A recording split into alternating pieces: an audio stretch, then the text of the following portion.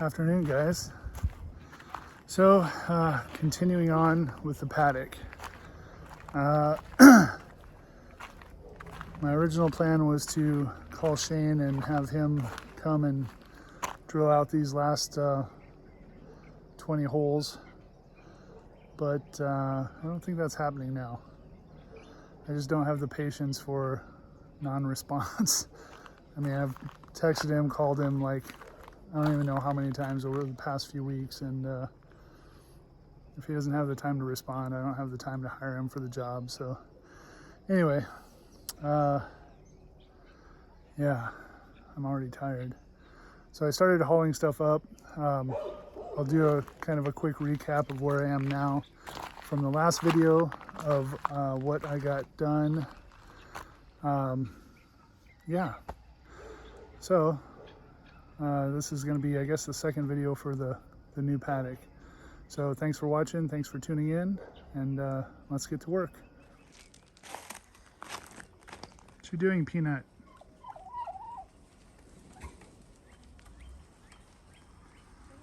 Oh, Jerry. Okay, so to start off, this area looks a lot different now. So if you noticed, I've moved the fence. The fence used to be off of this post here, came across to a post there that I actually removed.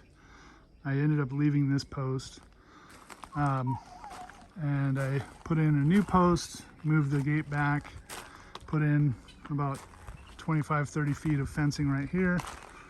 So now this whole area is much more open. It looks a lot better. And as far as what we are going to be doing, you know, with making this kind of a raised bed garden area, it'll give us more space to do that. So, where I left off last time, I now have fencing and posts installed all the way to the back corner up there, which I'll walk back that way. I have this as just temporarily across there to keep the dogs from getting back there. I will be building a gate for this, of course. This gate is now moved over. Hotie's always watching me to see where I'm going. But I basically put a big rock here for it to stop against, and then I put some cement there because there was a low spot there and the dogs were trying to dig to get under the fence. So the rest of it is pretty solid rock, so I don't think they're gonna dig there. Let me close this gate up and I'll continue. So just continuing to the back, both sides are done now. You can see a lot of the low spots I've filled in with rocks already. I added some weed cloth to the fence over there just to kind of do sort of a block, because I don't want that vegetation that's on that side of the fence to start to come this way and overtake too bad. So hopefully that'll help impede it a little. I'll probably still have to jump the fence from time to time and cut stuff back. Fencing is done on that side, about 200 feet back or so. This side here, I still have a couple spots where I need to fill rock. Like just past this post, there's a low spot there, so that'll get filled with rock. I can even see down the road actually adding another post here, and then maybe putting a gate here so that I can get in and out. The turkey tower is going to end up being right here in this location, which that'll be on another video after I actually get the paddock done and get ready to move the birds over. The birds are actually going to, here this week, will go into the new coop, and they will just stay in there for the next week or two until I get the fence done. So that way they can get used to that coop. They know that that's their home now. Continuing up, if you can see back there, see that post, and you can see the fencing is all the way up to that post. And on this side, I have the post and T-post in all the way up to this corner where the road kind of turns and follows the property line back.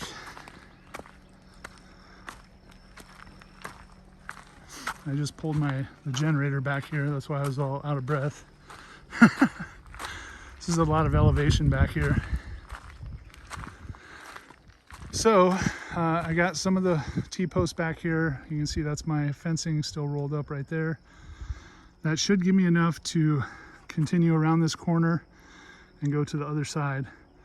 So if you see the tree over there with the orange dot on it, that's where the other corner is going to be. So here's my 3 dots here. That's going to be for the 3 posts for the corner. And then if you look over here, just beyond that YV, kind of hard to see. Yeah, see the post is right there. So that's that post that's at 200 feet.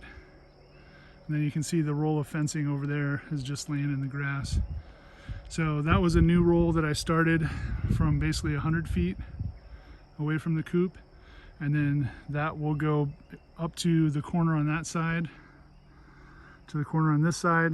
Can't really see that tree, but the orange dot's right there. So that roll will go up to this corner and then get cut.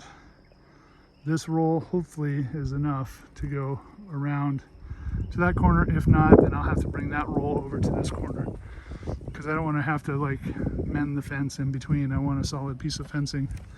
So basically what I'm going to do here is continue. I have 3 posts left to get in the ground, and then I'll have a bunch of T-posts. Of course it's raining, so that's supposed to clear up in the next hour though, so hopefully it clears up. I'm going to get my easy up here and set up so that I can start working on jackhammering these holes out. And what I want to try and do today is to get the 2 corners, so this corner and that corner, the holes put in and then the posts put in cement. So that way I can run string lines all the way from that post that's over there to this corner, to this corner, to that post. And then I can have my line set up. I can I'm gonna have to weed whack this area a bit so that I can see.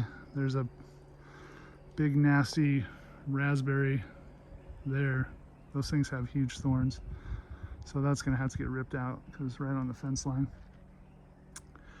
So yeah, that's where I'm at, and I'm gonna just keep going.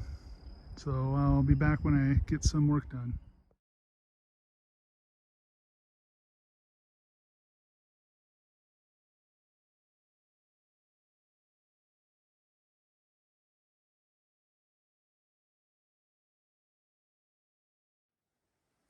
Whew, man, that was a lot of work.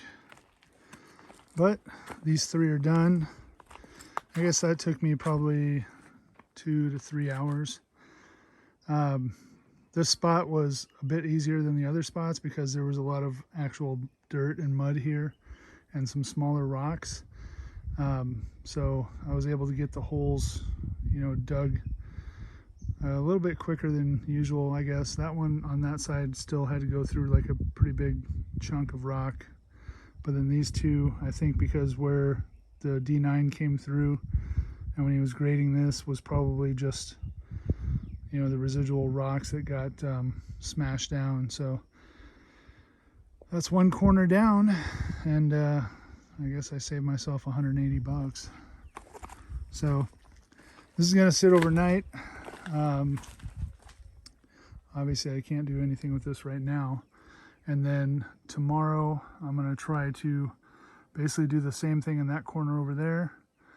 And I'll have to relocate all of this stuff, the easy up, and my extension cord will reach so the generator can stay there. I'll just have to get the jackhammer and stuff over there and then start working on those 3 holes. So right now I'm going to knock out drill in the 3 holes for the 3 T-posts that are between that post and this post. So I'm going to get those taken care of and just keep moving.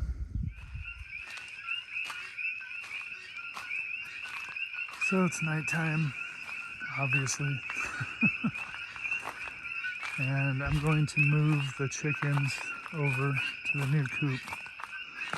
It's easier to do when they're sleeping and they're all inside the coop here, so I can grab them and then move them over to the new coop. So let's get started. There's butter and peanut on top. That's where they sleep at night. All right, let me grab them. All right. Well, it's kind of hard to see, but they're all in here. So we'll see how they do in the morning. They're gonna think that they just had a bad dream and they're gonna wake up in a strange place. All right, good night, girls. So these are our newest chicks. These are olive eggers, F1 olive eggers. They're about 2 weeks old. So these will be what will be, I guess, renewing our chicken flow, since our other chickens are getting older now. They're not producing eggs as much. So 4 of those. And this is our first batch of chicks. You can see how big they're getting now. They are getting close to 2 months. So I'm bringing them some rice. They love rice. They will stay in this tractor for about another month. When they're about 3 months or so, then I will put them into the main coop with the rest of the birds. The small birds will stay in the brooder for about another 2 weeks because they're about 2 weeks old now, and then they'll move out to this tractor.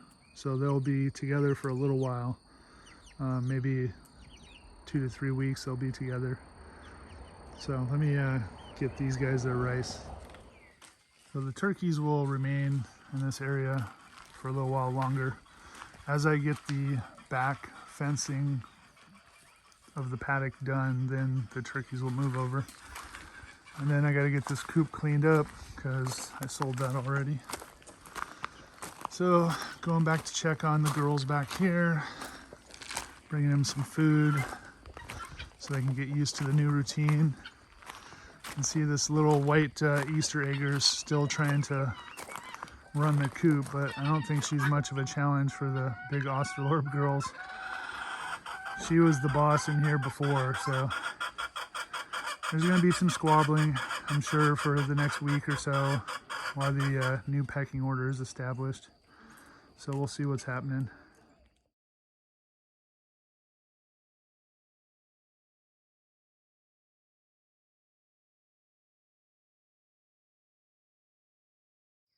All right, another section done.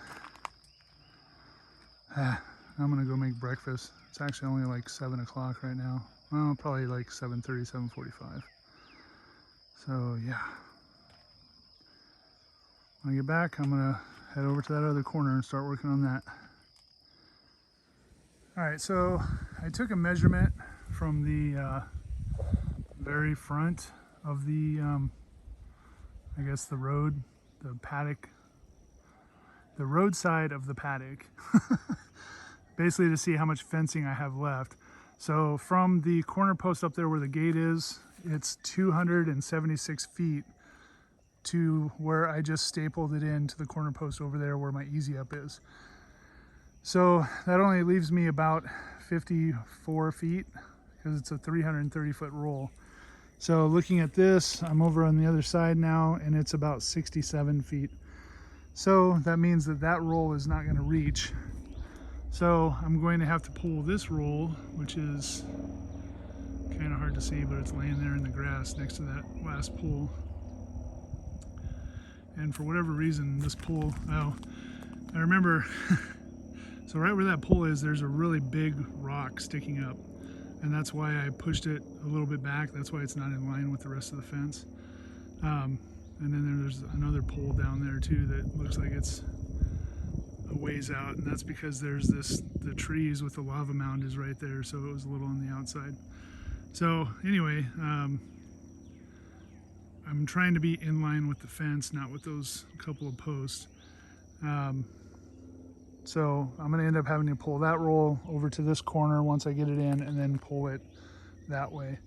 And this is going to get really tricky because there's a big dip right here, which probably isn't showing up well on camera. And then there's some weird little lava mounds and stuff here. So I'll probably have to get my weed whacker and come and try and clear some of this line. But But yeah, right now I'm going to get started on jackhammering these holes and get the post in place.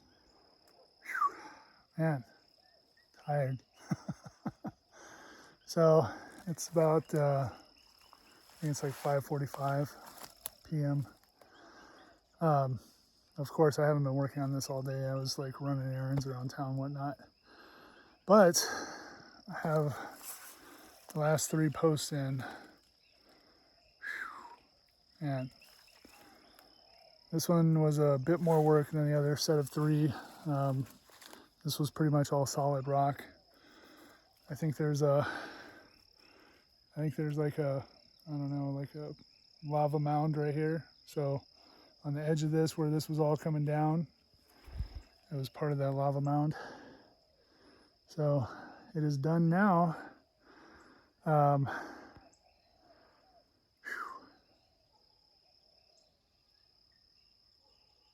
So quiet out here.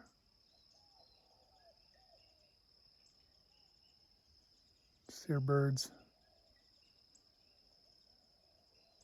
Sometimes an occasional dog barking, but pretty distant.